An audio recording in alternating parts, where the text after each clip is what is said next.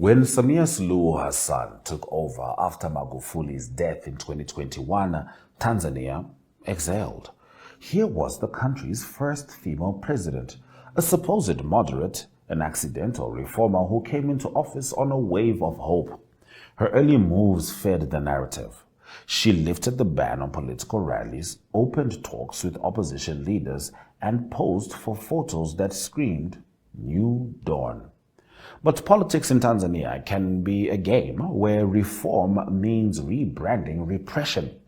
Samia's real pivot came slowly, disguised as caution. First, her government stalled on constitutional reforms Lissu had championed since 2014. Then came the Maasai land disputes in Ngorongoro, where Lissu led protests in September 2023, accusing the government of dispossessing locals to please tourism companies. Instead of dialogue, Samia's state doubled down. More arrests, more harassment, and a quieter media. By 2024, her government was accused of deploying Magufuli-style tactics with a softer tone, using police instead of militias, but with the same outcome: fear.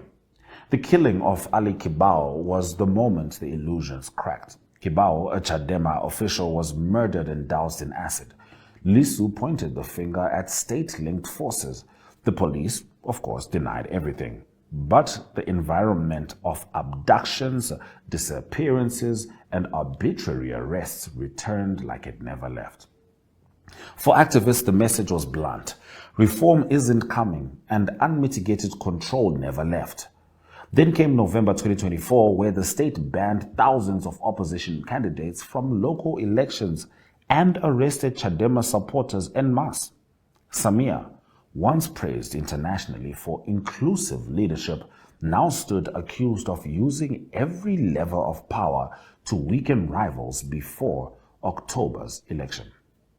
The EU and human rights groups raised alarms. CCM laughed and tightened its grip. Samia's defenders argue she inherited a broken system and has to balance reform with CCM's survival instincts. Her critics say she chose survival over democracy. By April 2025, with Lissu arrested, Chadema banned, media restricted, and courts silenced, the second argument had become a reality.